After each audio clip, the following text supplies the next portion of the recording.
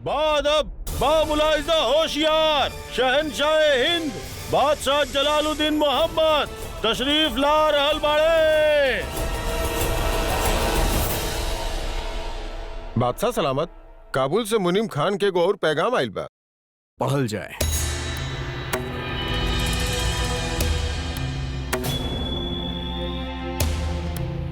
शहनशाह के इकबाल बुलंद होके काबुल के तमाम खजाना और जंग आलात शाही फौज के कब्जा में बा, जे आगरा खातिर रवाना कर चुकल बाड़न। काबुल के राज अब मिर्जा हकीम के हाथ में आ चुकल बा, मगर यहाँ मुगल सल्तनत के पक्का बंदोबस्त हो गईला तक खादिम यहाँ रुके के इजाजत चाहता। उनके इजाजत है। हम मुनीम खान के काम से बेहद खुश बानी। हमार बहनोई अबुल मालिक हमरा खिलाफ बगावत कैले की कोशिश कैले और मुनीम खान ओकरा बड़ा ही काबिलियत के साथ दबा देले। उनके पैगाम भेजल जाए कि जब तक काबुल में सब कुछ सही सलामत नहीं हो जाए तो ओकरा बावजूद भी वहाँ मौजूद रहे और उनका लौटत ही उनके नाम के तौर पे हम उनके वजीर आला के औहदा दे रहे। मरहबा, सुभान अल्लाह, सुभान अल्लाह।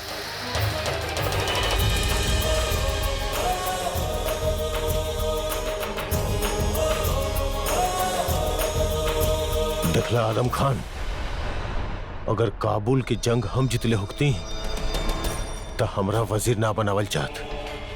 ओ मुनीम खान जे हमार हुक्म के गुलाम रहे अब वजीर होखी। फिक्र मत करी, मुनीम खान हमारी आदमी है। वजीर आला वो बनी और ताकत हमरा हाथ में होखी। हाँ, अगर अदगा खान के ओहदा मिलल होकर तो हम खुश ना होती। हम कभी ना चाहेले कि अदगा खान वजीर आला बने। अब जब मुनीम खान के ओहदा मिल गईल बा और वो वजीर आला बन चुकल बा, तो आगरा के तमाम खजाना और महसूल के बड़ा हिस्सा हमनी के होखी और हमनी के ताकत बढ़ जाए। जोधा, एक ओढ़ली। आगरा के सर्दी के मजा लेत बाड़ू जोधा बेगम। प्रणाम सलीमा बेगम। रउआ खातिर ये आगरा के पहला सर्दी है ना, धीरे धीरे रउआ के भी आदत हो जाई। ई देखी, हम रउआ खातिर का लेके आइल बानी। रउआ के कढ़ाई बुनाई के शौक बाना। शेख कुतबंद के एगो दोहा पढ़नी, कमाल के ख्याल रहे। रउआ कहीं तो हम सुनाई। ना सलीमा बेगम, आज मन नहीं खे। बैठी। हम आवतनी। लागता हकीम साहिबा के दवा के असर होके लागल बा।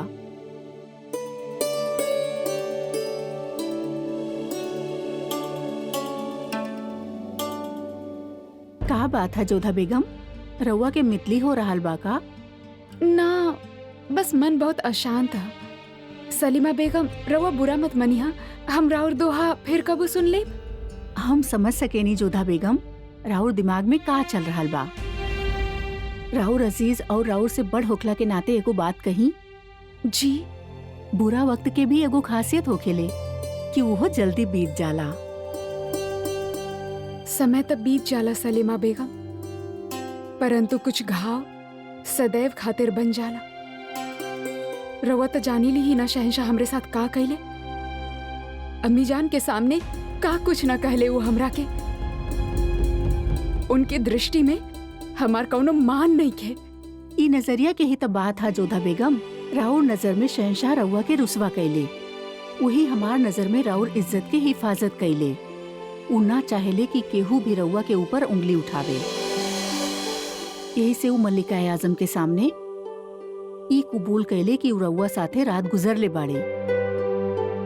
उ ना चाहेले कि रउआ उनके नजर में गिरी, यही से उ खुद उनके नजर में गिर गईले। जे सवाल राउर मन में बा, वो सवाल उनके मन में भी बा कि जब मियाँ बीवी के रिश्ता बनल ही ना, तो रउआ हमल से कैसे हो गई नहीं। और एकरा से भी बड़ बात ई बा कि मरियम मकानी हमीदा बेगम के नजर में उ रउआ के पाक साफ करार कर देले। अंत कैसन भी होखे सलीमा बेगम, उसे प्रारंभता ना बदलेला ना। लक्ष्य जे भी होखे, परंतु साधन भी ऐसन होखे कि चाहे जौने से केहू के ठेस ना पहुँचे। हम राउर दर्द समझ सकेनी जोधा बेगम। तनी रउआ ही सोची, अगर रउआ शहंशाह की जगह होती तो रउआ का करती। हम ई ना कहतानी कि राउर सोच गलत हा, बाकी शहंशाह के भी गलत करार देहल ना जा सकेला। हो सकेला रउआ दोनों ही आपन आपन जगह पर सही होखा। परंतु एक के समय दो लोग सही कैसे हो सकेले सलीमा बेगम? स्थान में एगो कहानी सुन ले बानी जोधा बेगम, हो सकेला रउआ भी सुन ले होखे। 5 दृष्टिहीन लोगन के सामने एगो हाथी लाइल गईल और 5 से पूछल गईल कि हाथी कैसन दिखेला। एक हाथी के पाँव पकड़लस त ऊ कहलस कि हाथी खम्भा जैसन दिखेला, त दूसर ओकर पूछ पकड़ के कहलस कि हाथी तरसी जैसन दिखेला। ए तरह 5 हाथी के 5 अलग अलग हिस्सा छू के हाथी के 5 अलग अलग तरह से बतैले कि हाथी ऐसन दिखेला, हाथी वैसन दिखेला। ए तरह 5 सही न रहले, बाकी 5 के गलत करार भी त न देहल जा सकेला जोधा बेगम। ता हो सकेला जोधा बेगम रउआ भी सही होगा और शहंशाह भी सही होके। ता हमार मानी रउआ फिकर मत करी, बस वक्त के इंतजार करी और सोच के खुला रखी। रउआ देखब रउआ दोनों के सवाल के जवाब जल्दी ही मिल जाई। सलाम सलीमा बेगम, गुस्ताखी माफ। हकीम साहिबा फौरन रउआ के शिफा खाना में बुलौले बानी। अच्छा जोधा बेगम, हम चलत बानी, आपन ख्याल रखिए। हा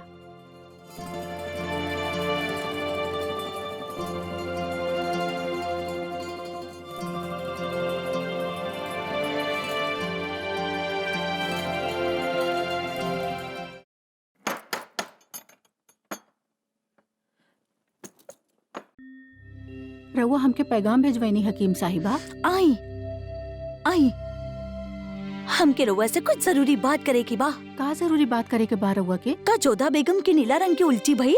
ना हकीम साहिबा, अभी तक 4 घंटा पूरा होके में वक्त बा। हम तो बस इंतजार कर रहल बानी कि जल्दी से 4 घंटा पूरा होके और जोधा बेगम पाक साफ निकल जावे। यही बारे में तो हम सोचत रहनी। का सोचत रहनी रउआ? इहे कि जे जोधा बेगम के दवाई खिलैलस जोने से हमल होके के आसार नजर आ रहल बा, वो शख्स आगे भी दवाई खिलावे के कोशिश करी। वो जोधा बेगम के बदनाम करे की चाहत बा। बेशक, और वो शख्स ऐसन करे खातिर ई जड़ी बूटी के खासी खुराक अपना पास रख लेले मगर होके। वो हर बार जोधा बेगम तक जड़ी बूटी पहुंचाई कैसे? मुश्किल नहीं खे, एके आसानी से घोल के रखल जा सकेला। एकरा के जरा से ही चख लेवे तो कुछ घंटा में जी मितलाइब, उल्टी आइब जैसन आसान नजर आवे लागेला। या खुदा, अब हम समझनी कि हमार जी काहे मितलात रहे। रुकी मोती बाई, ये दूध रउआ जोधा बेगम खातिर लेके जा रहल बानी ना? जी हाँ, एके हमरा के दी। हम तो जोधा बेगम खातिर जा रहल दूध चखले रहनी। एकर मतलब है जोधा बेगम के खाए पिए के हर चीज में वो दवा घोल के पिलावल जा रहल बा। मगर ऐसन के कर सकेला?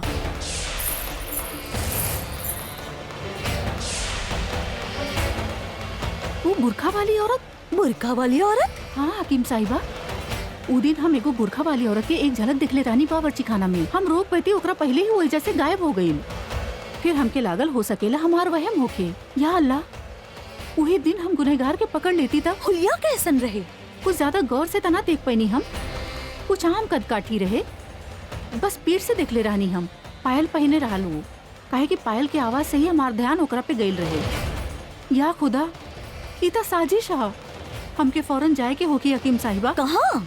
खबरदार करे बावर्ची खाना में कि कोनो भी बाहरी शख्स वहीजे दाखिल ना होके पावे। खुदा हाफिज।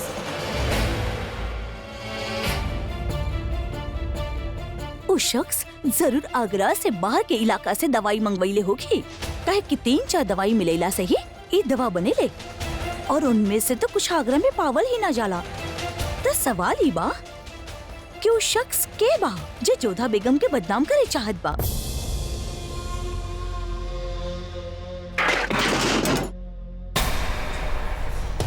या अल्लाह, गजब हो गई। ई दवा तो बिखर गई। अब का होगी? हमें हर हाल में लंबा वक्त तक ई दवा जोधा बेगम के देवे के बा। ई काम कोनो भी हालत में अधूरा ना रह सकत।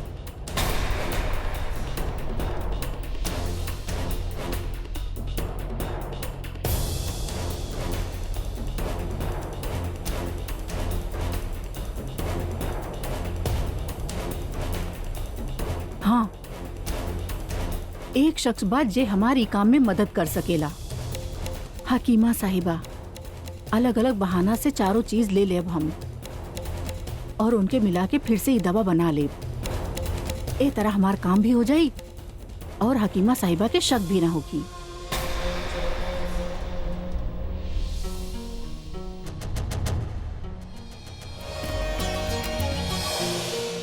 तक लिया।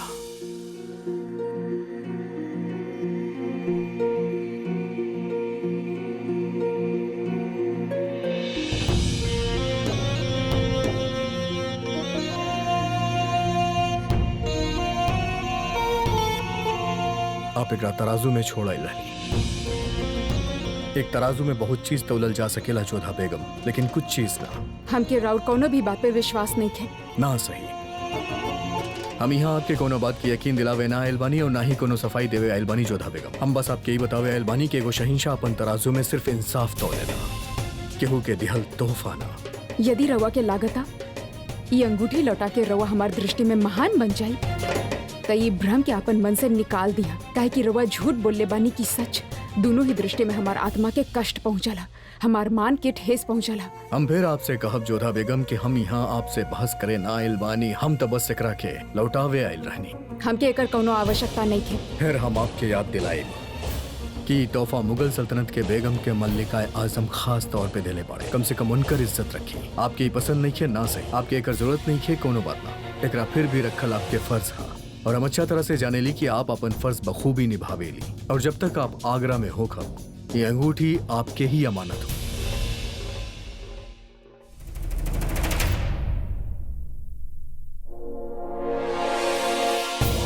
काश हम आपके बता पाती जोधा बेगम की वक्त हमरा दिल में काबा। काश आप पे हकीम साहिबा के दवा के जल्द से जल्द असर होके और हमके तसल्ली हो जाए कि आप पाक साफ पानी, फिर हम असल गुनाहगार के जिंदा ना छोड़ा। न जाने अब कौन से कुटिल चाल चल रहा बा इनके मन में। कह ना सकेले, लेकिन आपके इतना जरूर बतावे चाहता नहीं कि अगर आप सच्चा बानी तो झूठा हम भी नहीं की।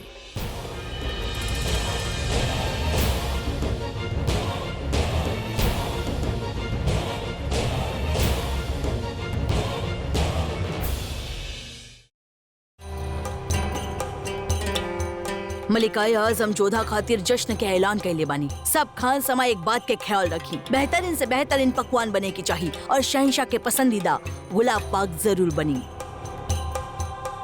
एक और गाढ़ा बनाई। सारा काम रोक देहल जाए। अब से बावर्ची खाना के हर काम हमार नजर से होके गुजरी।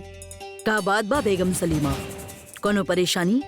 रहीम के खाना के लेके केहू गुस्ताखी कैले बा? ना महामंगा, हम बस इतने चाहता नहीं कि जोधा बेगम खातिर जे भी बनी ओके ना खाली हम चखी बल्कि हमार नजर के सामने बनावल जाए। मुआफ करी हा बेगम सलीमा, ऐसन का बात बा बेगम जोधा के खाना में? गुस्ताखी माफ महामंगा। रवा वजीर आलिया बानी, शहंशाह के अम्मी जान भी। बाकी हम रवा के खाली इतने ही बता सकेनी कि हम जे भी कर रहा बानी वो हमार शौहर ई सल्तनत के शहंशाह के सलामती खातिर कर रहा बानी। आखिर ऐसन का बात बा जे बेगम सलीमा हमसे छिपा रहल बानी? रउआ के हमार बात के बुरा तना लागल महामंगा? ना, बिल्कुल ना बेगम सलीमा। शहंशाह के बेहतरी खातिर रउआ जे भी करब और मैं हम रउआ के साथ देव।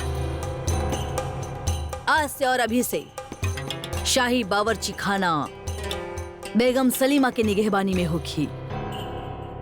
इजाजत दी। एक बात और, एजे उहे आ जा पाए जेके तैनाती मिलल होखे। एकरे अलावा कोनो भी शख्स यहाँ ना आ पावे और ना मौजूद रहे। जे हुकुम। वो औरत बहुत ही शातिर लागतिया।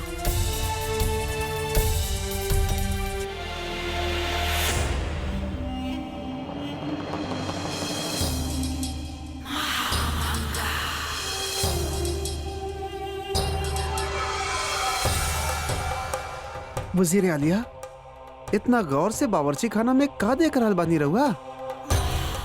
मुगल सल्तनत के वजीर आलिया बानी हम। जहाँ गड़बड़ होके वहाँ नजर रखब लाजमी बा।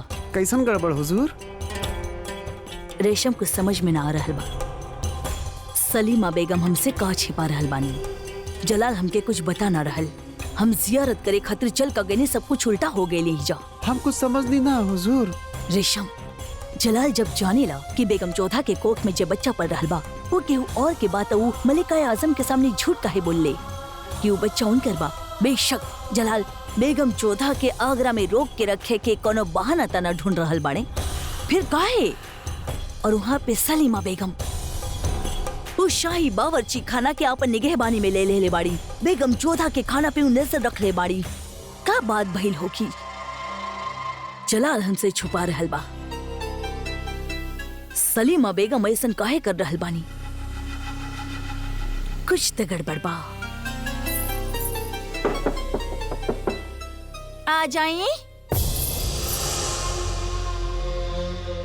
आदाब हकीम साहिबा, रउआ से एगो जरूरी काम रहे। रउआ दो पल बैठे, हम करीने से दवा लगा रहल बानी। वैसे का काम रहे? तबीयत खराब बा? दरअसल हम दवा के बारे में काफी मालूमात रखेनी। हमार दवा खातिर कुछ चीज खत्म हो गई रहे और वो चीज हम रउआ से लेवे चाहत रहे। कौन कौन से? वो 4 चीज बा। केला के पुराना अर्क, ककून के चूरन, कसूरा के सिदौले और लौह भस्म।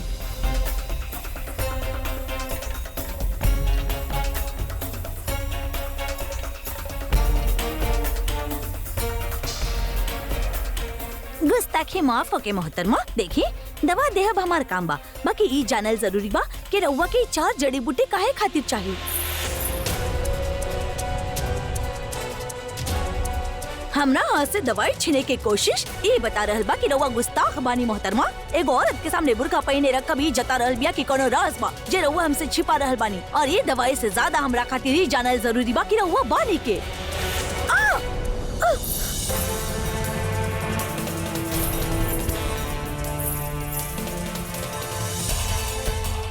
सलीमा बेगम कहाँ बानी? अभी अभी तो एजे रानी, अब कहाँ हो गया ना पता। एगो काम करे, उनके खबर भेजवा दी कि हमके फौरन उनसे मिले के बा। हम शिफा खाना में उनके इंतजार करब। जी। कैसन तबीयत बा जोधा बेगम सा? जोधा बेगम सा? ई रउआ का बोल रहल बानी जावेदा भाभी? इला आगरा आवते ही रउआ खुद के जुबान भूल गई। हम तो अभी तक आमेर के जुबान न भुला पाइल बानी। जैसे कि ई बानी मोती सा, हमार सास बानी माहम सा, हम बानी भाभी सा, और रउआ बानी बेगम सा, और राउर कोख में जेबा ऊ बाड़े मुगल शहजादा सा। जावेदा भाभी, रउआ जब भी आवेनी मन प्रफुल्लित कर देवेनी। अब राउर जुबान ना हम इतना भी न सीख पहले बानी। हमके समझ ना आयल रउआ का कहनी, बाकी रउआ जे भी कहनी अच्छा लागल। रउआ अच्छा बानी ना त राउर सब बात अच्छा लागेला। दासी सा, इनके खूब बादाम पिस्ता खिलावल करी, हमार जोधा बेगम सा के। प्रणाम सलीमा बेगम, आई बैठी। सुनली रउआ, जावेदा भाभी सा अभी का बोलत रहनी? जब भी आवेनी हंसा जावेनी।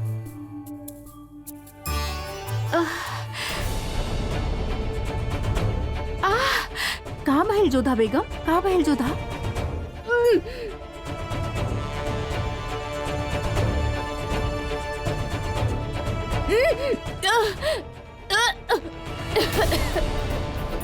चार घंटा बाद अगर जोधा बेगम नीला रंग के उल्टी कईनी त समझ ली कि जोधा बेगम पेट से ना बानी।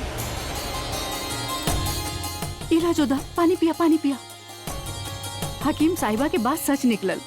जोधा बेगम नीला रंग के उल्टी कैले बानी, एकर मतलब जोधा बेगम पेट से नहीं की।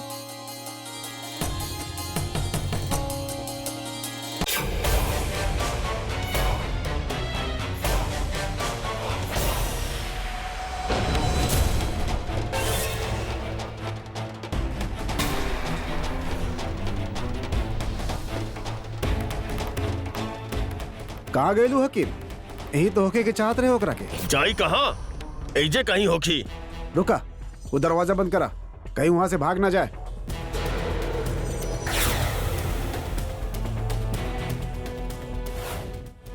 रणथम, मेवाड़, मावात और बूंदी, हमनी के ही सब पे एक एक करके कब्जा करे के पड़ी ताकि हमके ढकान जाए के रास्ता मिल सके।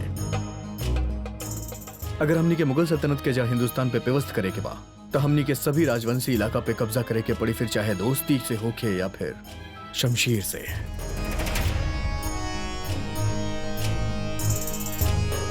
ई वक्त बीतत काहे नहीं कि हमके मालूम करे के बा कि जोधा बेगम पे हकीम साहिबा के दवा के असर भइल की ना।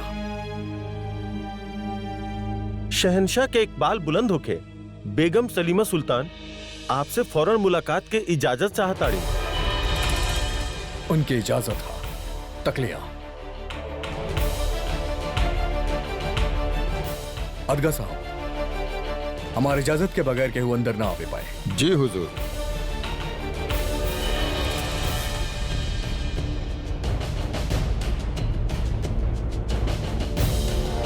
कहीं सलीमा बेगम, बताई का खबर बका? हकीम साहिबा के दवा के असर जोधा बेगम पे भइल? हकीम साहिबा के बात सही निकला शहंशाह। जोधा बेगम नीला रंग के उल्टी कईनी हा। वो पाक साफ बानी शहंशाह। वो पेट से ना बिया। सच कहनी आप सलीमा बेगम, कबो कबो हकीकत केहू के सोच से ज्यादा हैरत अंगेज होखेला हमनी के सोच से परे। हम शुक्रगुजार बानी आपके, आप इतना पेचीदा मुद्दा पे बेहतरीन मशवरा देनी, हमारे साथ देनी। हकीम साहिबा भी अपन तरफ से पूरा कोशिश कैनी, आप ई हमरा तरफ से उनके नजर कर दिया।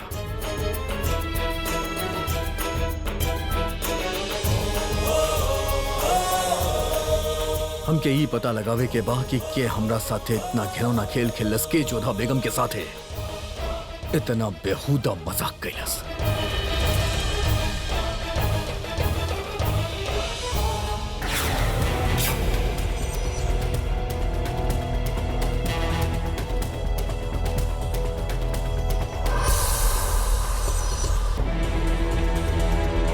शहंशाह के हकीमा के आदाब। वक्त ज्यादा नहीं कि शहंशाह, हमार जान खतरा में भिया। ऐसे हम मरे से पहले रउआ के बतावी चाहता नहीं कि जोधा बेगम के जे शख्स जड़ी बूटी के अर्क दे रहल बा, वो दरअसल एगो बुरका नशी औरत बिया। मिलल, अगर आज वो हकीम साहिबा के बिना खत्म के लिए गई नहीं तो हमनी के खेल खत्म समझा। हम ओकर चेहरा तो ना देख पैनी, मगर ओकरा हाथ में हरा रंग के कड़ा और पीर के धागा बंडल देखनी हम, और पैर में खनके वाला पायल। वो देखा, उहे बिया वो।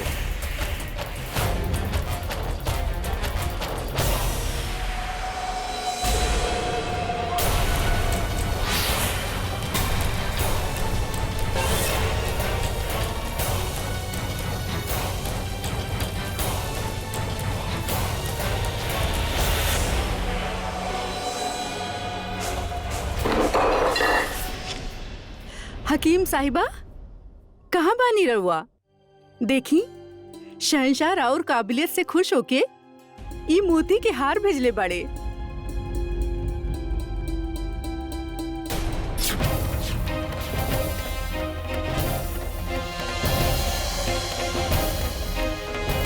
या अल्लाह,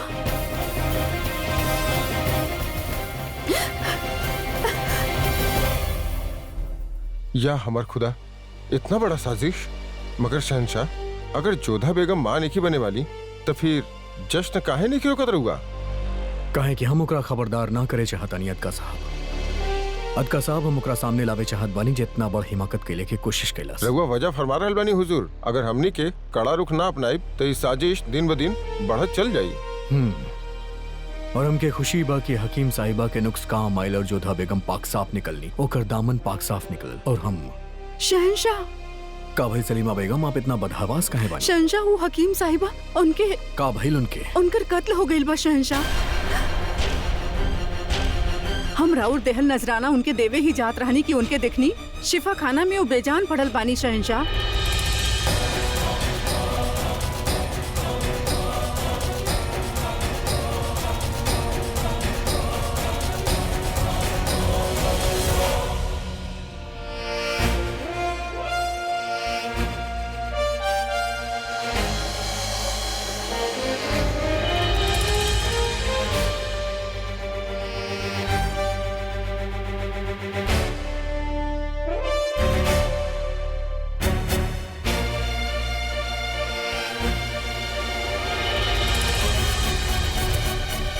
बहुत बेरहमी से कत्ल भइल बा हुजूर। जे जिंदगी भर दूसर के जान बचावत रहली, उनकर जान इतना दरिंदगी से लिहल गई। जे भी दरिंदगी दिखाइले बाद का साहब, ओकर सजा सिर्फ मौत है। इनकर लाश के खुफिया रास्ता से ले जाइल जाए और इज्जत के साथ दफनावल जाए, और इनके परिवार के परवरिश मुकम्मल तौर पे कइल जाए। आखिरकार महल में इतना सिपाही तैनात होके के बावजूद केहू इतना संगीन वारदात कैसे कर गई, ई बात के सफाई चाहिए हमरा के। हम जाने चाहता नहीं कि वो के हा और वो कौना मकसद से ऐसा कैलस।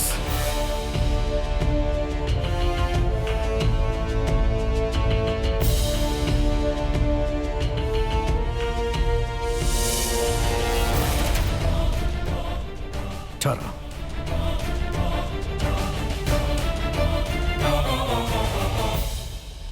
हकीम साहिबा के हाथ में मिट्टी काहे लागल बा? मिट्टी के काका ले जाए इनकरा के।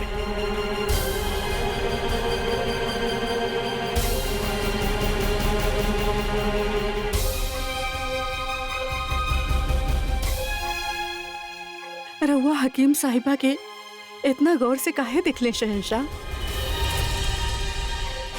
बताओ बता नहीं।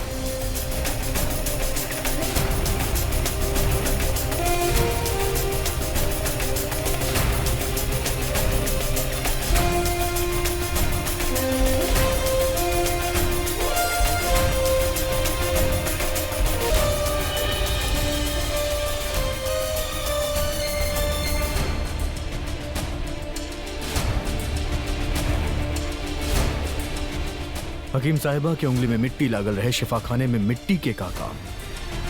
हमके शक रहे पर हमार शक अब यकीन में बदल गई बा। शायद उनके अपन कत्ल के अंदेशा रहे ही खातिर उस सुराग छोड़ले बाड़ी।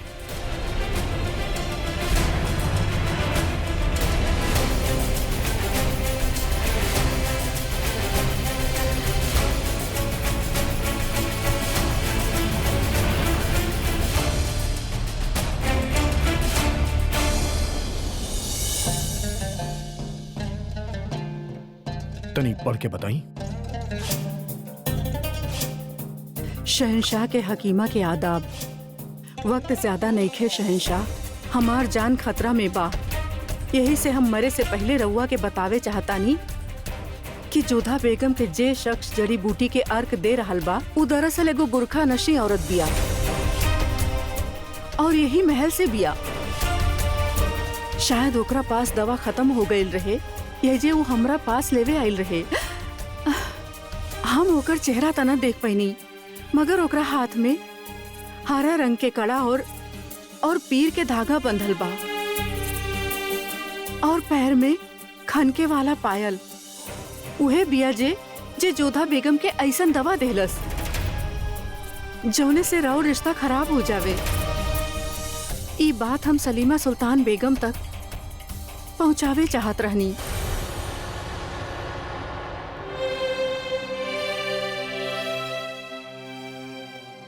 ई उहे बिया शहंशाह जेकरा के हम बावर्ची खाना में देखले रहनी।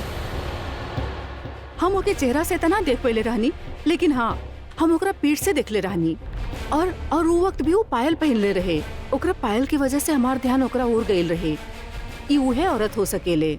अभी तो समझ में आ गई कि हकीम साहिबा के कत्ल काहे भइल। वो बुरका नशी औरत जी जोधा बेगम के अर्क देत रहली, उहे उनकर कत्ल कैले बाड़ी। शायद वो हकीम साहिबा के नजर में आ गई रहली और वो ना चाहत रहली कि हकीम साहिबा ये बात हम तक पहुंचाए। मगर वाह वाह, हकीम साहिबा मरत मरत भी अपन वफादारी निभा गईली।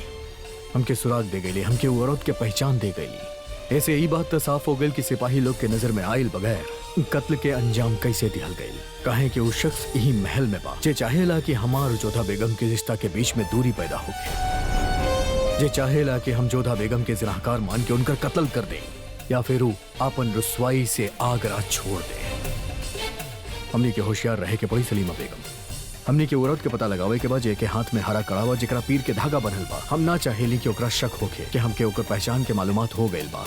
ख्याल रहे यहाँ जौन भइल न तू देखला न तू सुनला। जी वजीर साहब। हुजूर, अगर रहुआ कहीं तो आज के जश्न बादस्तूर होई अदगा साहब। हम ना चाहेली कि गुनाहगार के शक होके हमके ओकर पहचान के बारे में मालूमात हो गइल बा। जश्न में सब केहू हुई है ताई सब लोग के बीच ओकर पहचान के वजह से ओकरा ढूंढे में आसानी हुई। जोधा बेगम पेट से नहीं खी खातिर जश्न के कोनो मतलब नहीं खे, लेकिन अगर हमने के वो गुनाहगार तक पहुंचे के बाद हमने के वो जश्न में शामिल होके के पड़ी। राउर हुक्म के तामील भइल हुजूर। हकीमा साहब के कत्ल कर दिल गइल बा, मगर उनके लाश के ठिकाने लगाइल मुश्किल रहे। सिपाहियन से देखल जाए के डर रहे। हाँ, केहू के पता ना चलल होखी और पता चले के भी ना चाहिए। बस आज जश्न तक के बाद बा। जश्न में वो औरत अपन काम कर दही और फिर फिक्र खत्म।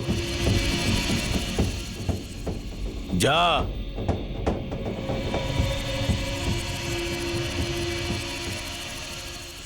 सुन लेने रहुआ मिजान, मुनीम खान काबुल से अबू मलिक के खदेड़ देले बा।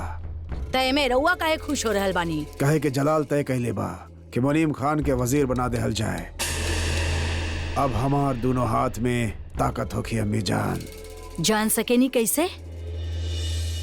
कारोबार और हिफाजत के इंतजामात करे वाला वजीर बहादुर खान राउर हाथ के कठपुतली है और मुनीम खान हमार प्यादा। अब हमनी के ताकत बेइंतहा बढ़ जाई। वो सब तो ठीक बात हम, पर एक बात हमरा समझ में ना आ रहल बा। जलाल हर एक के तरक्की त दे रहल बा, बाकी जलाल के सबसे करीब अगर के हुबा तो वो बा अदगा खान। हमके डर बा कि जलाल अदगा खान के वजीर आला के ओहदा ना दे देवे। हमरा पे यकीन रखिए अम्मी जान, हम अदगा खान के कबो वजीर आला ना बने दे। और हम चाहे नहीं भी ना कि अदगा खान के इतना बड़ा ओहदा मिले। अदहम समझदार आदमी ऊ हो खेला जे तूफान आवे से पहले अपन नाव ठीक कर लेवे। खुदा ना खास्ता अगर जलाल अदगा खान के वजीर आला के ओहदा दे देवे के फैसला ले ही लेहलस तो हमनी के आज तय करे के चाहिए कि हमनी ऊ वक्त का करल जाए। अदगा खान के बारे में हमनी बाद में सोचल जाए। बाकी बताई कि मुगल सल्तनत के होखे वाला वारिस के बारे में रउआ का सोचले बा? अब वो मुगल सल्तनत के वारिस होखी या लावारिस होखी, ये तो वो बच्चा के शकल देखला के बाद ही पता चली। अदहम मतलब ही कि महल में पहला बार ऐसा हो रहल बा अदहम जो हमने के मालूमात और हमरा समझ के बाहर बा। ये तबा अम्मी जान, ऐसा ना हो सकेला कि हरम में हो रहल बात जलाल तक ना पहुँचे। उहे तो जलाल सारा बात जाने ले बेगम जोधा के साथ। जलाल के यही बारे में तकरार भी हो चुकल बा, लेकिन फिर भी वो एक जश्न में बाप बने के खुशी जाहिर कर रहल बाड़े सबके सामने। समझ में ना आ रहल बा काहे? समझे के का बा अम्मी जान, राउर चहेता जलाल जोधा बेगम के प्यार में अंधा हो चुकल बा। ओकर आँख के सामने पर्दा पड़ चुकल बा अम्मी जान। वो जोधा बेगम के जनाकारी के नजरअंदाज कर रहल बा। बकरा के माँ कब तक खैर मनाई अदहम, एक न एक दिन ही पर्दा उठी जरूर। और तब जे तमाशा होखी हम रउआ के यकीन दिला रहल बानी वो तमाशा देखे में हमके और रउआ के बहुत मजा आई। फिलहाल एगो काम करल जाए, ये झूठा जश्न के तमाशा देखी चलल जाए। चली आई तोहरा के लागता कि ऐसा ही करिहन। हमसे बेहतर रुकैया बेगम के और के जान सकेला रेशम खान। जब भी कोनो खास जश्न होखे और ओकरा में उनकर पूछ ना होखे तो झट से बीमार हो जाली।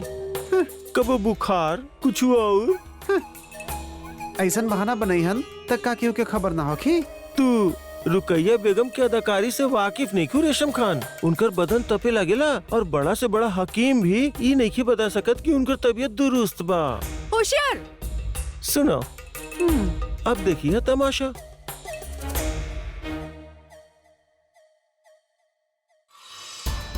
हुकुम हुजूर। जश्न खातिर हमार लिबास तैयार है?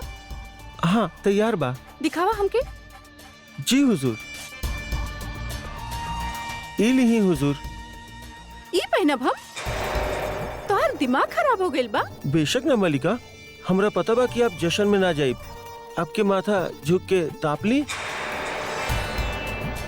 आप पर औकात मत भूला होशियार, और जाके हमरा खातिर बेहतरीन लिबास तैयार करा।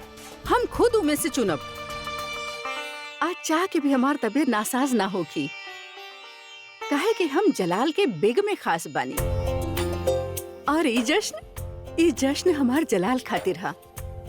और जे रस्म हमके निभावे के बा वो हम ही निभाइब। जी भर के सजब आज हम अपन जलाल के जश्न खातिर।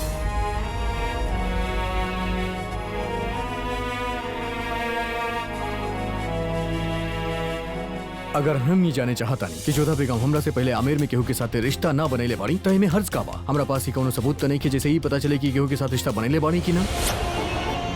हम आपके यहाँ कोनो बात के यकीन दिलावे ना आयल बानी और ना ही कोनो बात पे सफाई देवे आयल बानी।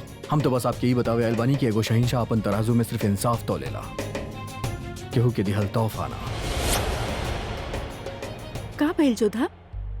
मन फिर से विचलित हो रहल बा? मितली आ रहल बा? हाँ मोती, मन बहुत विचलित हो रहल बा। ई उत्सव और समारोह में भाग लेवे के बिल्कुल भी मन ना कर रहा है। जे भइल ओके भूल जाई जोधा। तू बस इतने सोचा कि तू मुगल सल्तनत के उत्तराधिकारी के जन्म देवे जा रहल बाड़ू। जोधा बेगम शहंशाह रउआ से मिले खातिर तशरीफ ला रहल बाड़े। चलो।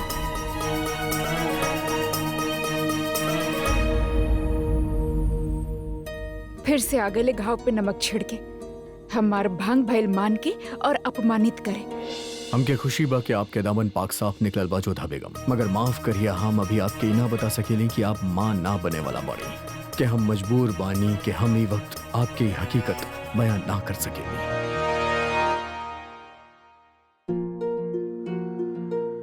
आई जोधा बेगम, हम आपके जश्न खातिर ले जाए आयल बानी।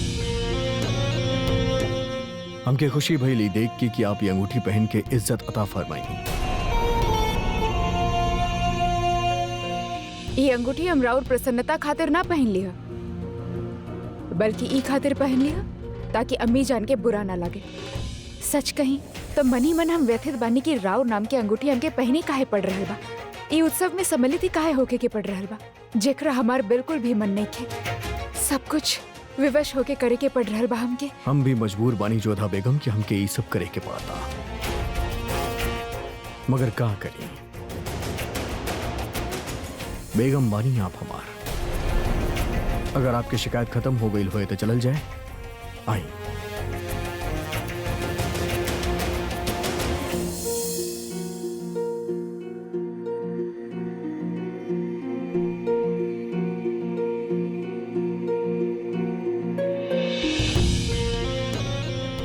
एगो बात हम रउआ के स्पष्ट कह देवे चाहतानी, ई बच्चा के जन्म के पश्चात ओके रउआ के सौंप के हम एहिजा से चल जाई। हम कैसे बताएं जोधा बेगम कि ऐसा ना होके कि आप मां ना बनब।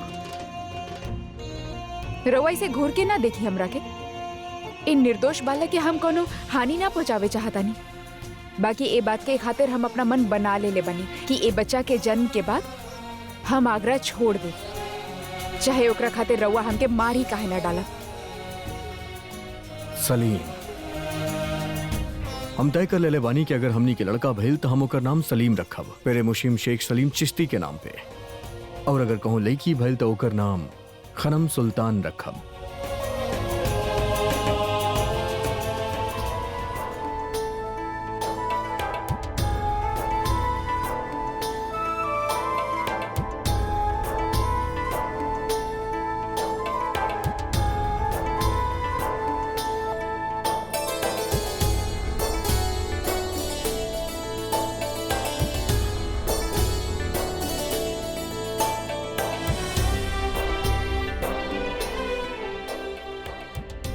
आदाब अम्मी जान। शुभान अल्लाह रुकैया बेगम, आज ता बला के खूबसूरत लग रहा बानी रहुआ। शुक्रिया अम्मी जान। कैसे बताएं रहुआ के अम्मी जान, अंदर के तकलीफ चेहरा पे झलक न जाए, यही खातिर कई बार चेहरा की ज्यादा सजावे के पड़ेला। कितना प्रसन्न बानी न रहुआ, और काहे ना होगी, पिता बने के स्वप्न जे पूरा हो गइल बा, लेकिन एकर मूल्य हमके चुकावे के पड़ल अपन अस्मिता से। कैसे बताएं जोधा बेगम कि ई बार भी हमारी ख्वाब पूरा ना हुई। कैसे बताएं कि बच्चा लोग के नाम हम तब सोचले रहनी जब रुकैया बेगम माँ बने वाला रहली। हमके अफसोस बा कि ई नाम फिर से हमरा मन में ही रह जाई, मगर दुनिया के सामने हमके खुश रहे के पड़ी, जश्न मनावे के पड़ी कि हम वालिद बने जाता नहीं।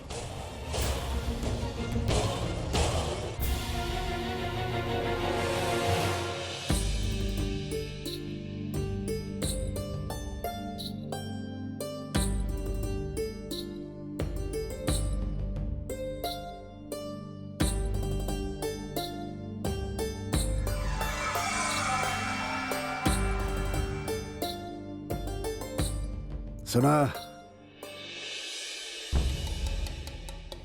आदाब। के बाड़ू तू? हमार अम्मी जान ई महल के बांदी बाड़ी, हुकुम करी। हमरा खातिर शरबत लेके आवा। जी हुजूर।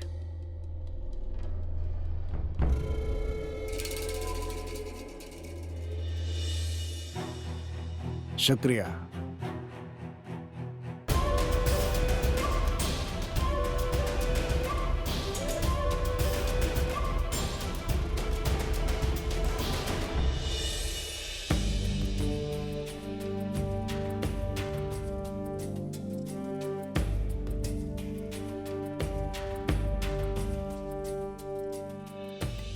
चले शुक्र बा खुदा शहंशाह के ख्वाहिश पूरा कर देले।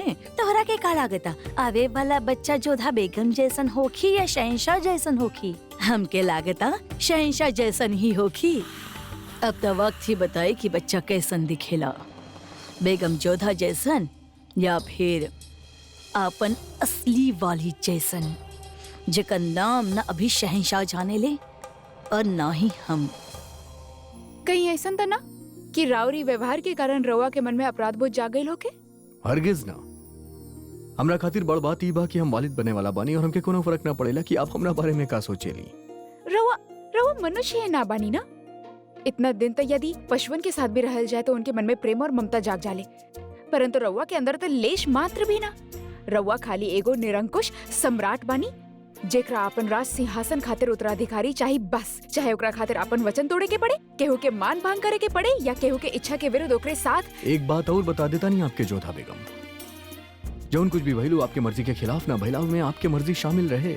अगर आपके याद हुई तो ऊ रात, माफ करी ऊ सर्द कपकपात रात हमार आपके पास आयल, हमार नजदीकी और हमार छुअन आपके पसंद आयल रहे। आप भले ही कहेले कि आपके हमसे नफरत बा, लेकिन ऊ रात आप ही हमके अपना पास बुलेले रहले। ई झूठ है। कमाल बा जोधा बेगम, आपके ऊ रात के हिसाब नहीं किया और जब हम आपके हिसाब देता नहीं तो आप ओकरा कबूल नहीं किए करत। सच कहीं तो आप ही हमके अपना आगोश में लेले रहनी, हमसे मोहब्बत कैले रहनी।